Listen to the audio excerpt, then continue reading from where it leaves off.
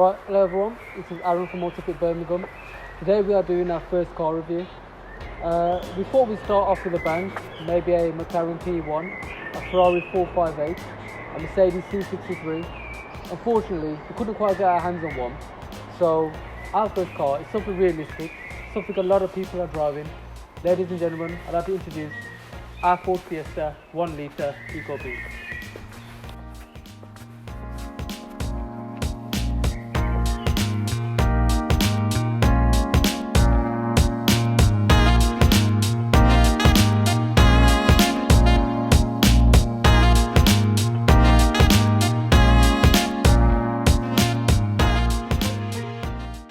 Some of my favourite bits on this car, I think, are on the front end. As you can tell, this isn't a normal Ford Fiesta. It's a Ford Fiesta ST line EcoBoost. And some of my favourite bits, I mean the grille on the front, which kind of looks like an Aston Martin grille.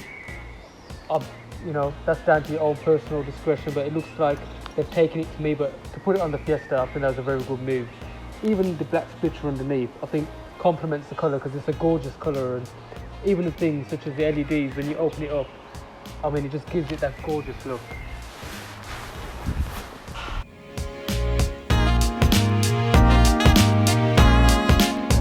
Also, some of my favourite bits on this car, the 17-inch back alloys complements the red colour really well. And being the ST line that it is, you've got the black wing mirrors, the black roof, and also the side skirts. I think the kit that they put on this goes with the car very well. It just gives it that bit of extra pizzazz. You know, not like having a normal Fiesta. I know that these are cheap on insurance, so a lot of young people drive them. I mean, it's nice to be young and have a stylish car like this. I think Ford have done a very good job putting it together.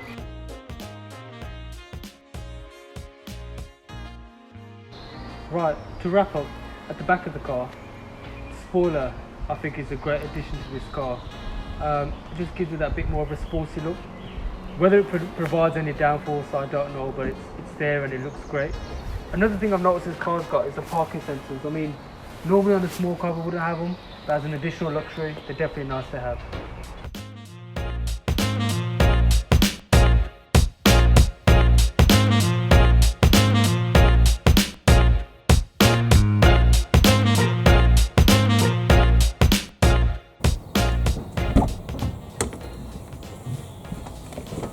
Right, so now we are inside the Fiesta, and the first things I've got to say, these seats are amazing. They're so comfortable. It's unbelievable. They're hugging my back nice. I think they've also got some form of lumbar support here to support your back. So if you've got a bad back, that's also a very good thing. Not having a bad back, but the lumbar support. The stitching on the gear knob's very nice. Got the red stitching in there.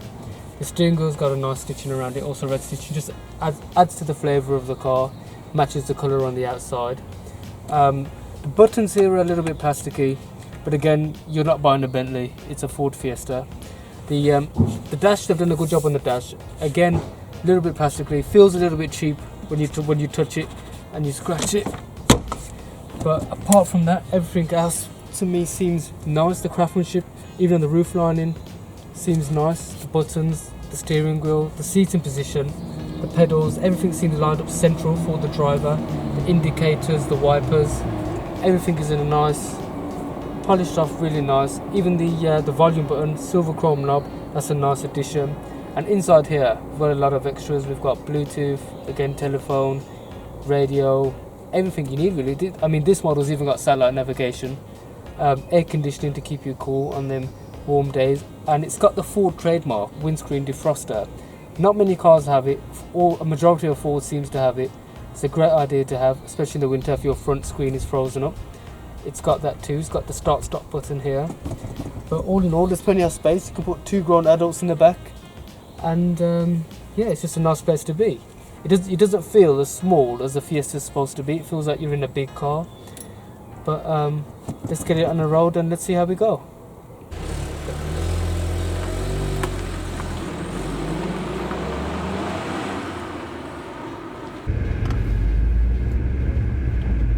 Goes through the gears, really nice and smooth. The clutch is really nice and light.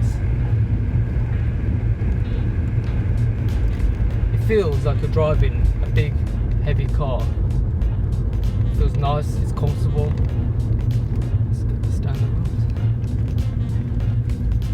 steering's nice, turns sharp. Now being the 1 litre EcoBoost, you wouldn't expect it to have very much pull, but I suppose we're going to find out now how much pull it really has.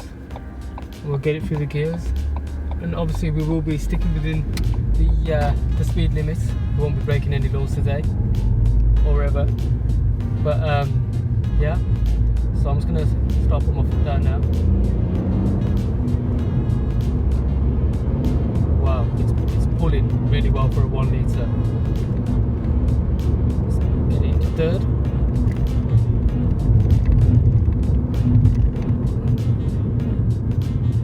There's a little bit of turbo lag when you're putting your foot down, but as you come up in the revs, once the turbo comes in, the power's there throughout. It feels like a very powerful car for what it is, and maybe because it's such a small car as well, you get that bit more of a push when the turbo comes on.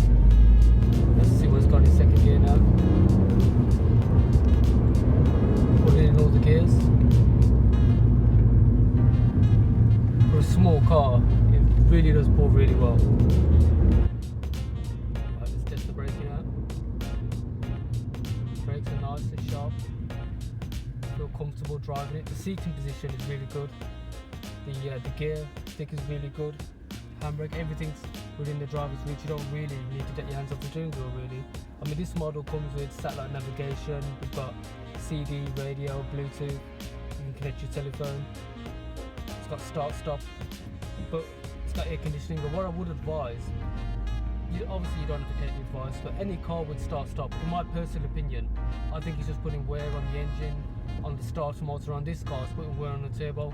For example, if I'm doing 40 miles an hour on a dual carriageway and I come to a red light and I stop, the engine's going to switch off, but the turbo is still spinning for an additional, let's just say 10 seconds.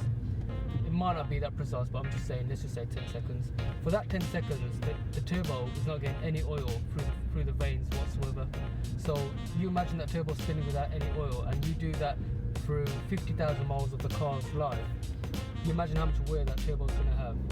So it's a bit like when we sometimes come to a set of lights and we put the car into neutral, you know, just to save any wear on the clutch and on the gearbox. It's just another thing to do really. This is what I would personally do if it was my car. I know it's a pain when you get in the car, you've got to switch it off all the time, but if it's going to protect the turbo, you know, it's definitely worth considering doing. And being a small engine with the turbo, whatever you can do to protect the engine and protect the turbo, I would do it. The only negative thing I could say at the moment is when I look for the rear view mirror, you can't clearly see the whole screen. It's a bit blocked with the headrest, but any hatchback car, you're going to get that anyway. So, and considering this is a 3-cylinder engine, the engine's very smooth. There's no shakiness like the old Vauxhall 1 litres. There's no funny noises from the engine. Brakes are nice and sharp, and the steering is very precise. I mean, a lot of people have asked me questions before about the 1 litre EcoBoost, and now I can honestly say, driving one, they are very nice cars to drive. You wouldn't think that you could get such a great car with a 1 litre 3-cylinder engine to perform so well, to give you good fuel efficiency, to give you great power, and to drive so well too. You know, the steering is bang on, the handling is nice. It's just overall, it's just a nice car to drive. Try and get some power down now.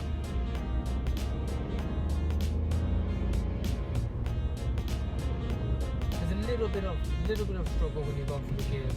I think without the turbo, this engine wouldn't be able to produce hardly any power at all, but that turbo just gives it that extra boost that it needs to help you get through the gears, to help everything go through nicely. But it sits on the road well, it handles the road well. You can hardly feel any of the bumps on the road. For a small car, they've designed it really well. The only other thing that does concern me are some of the plastics around it. Now, over time, using the plastics in this car, some are going to wear out, some are going to break. But I suppose that's just with any car really. The only thing that would scare me is, like, for example, if I went to buy this window switch here, they'd probably sell it me with the as a complete item rather than buying the switch separately, which anything you buy small from the dealers can sometimes be a nightmare because the money they charge is unrealistic. But you know, I'm sure if you look after it, it should be fine. But that's the only really negative I can say at the moment about the inside of this car. I mean, the dashboard is nice, apart from you can tell where they've cut corners in the dash and the quality of the buttons, but it's a small car that packs a lot of punch. And I suppose if this is your first or your second car, I mean, what an awesome car to have. And the braking is spot on. There's some cars you drive, it's either all or nothing. This, you can just gently touch the brake pedal and the braking is there. You can gradually come to a halt without giving yourself whiplash. So,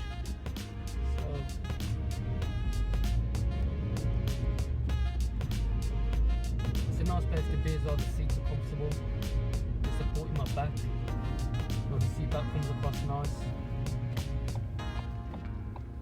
And the overall driving position again is perfect. The way they've got the windscreen, the steering wheel here in front of you.